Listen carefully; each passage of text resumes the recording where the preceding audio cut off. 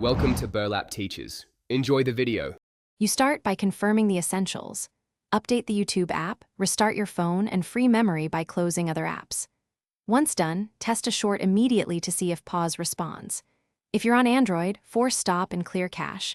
On iOS, offload the app then reopen it.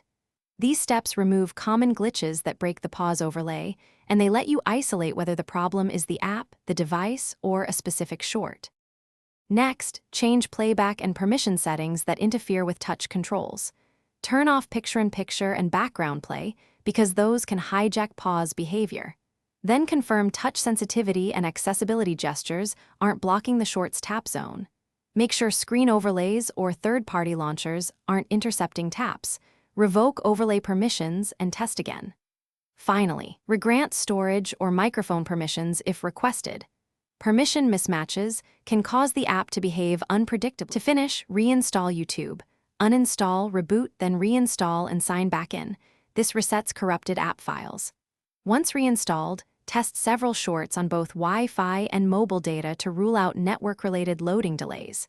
If pause still fails, record your screen while you tap to confirm whether touches register.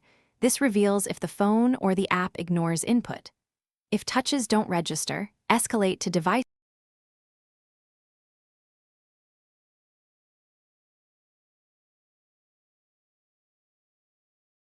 Thanks for watching. Consider subscribing if this video helped you.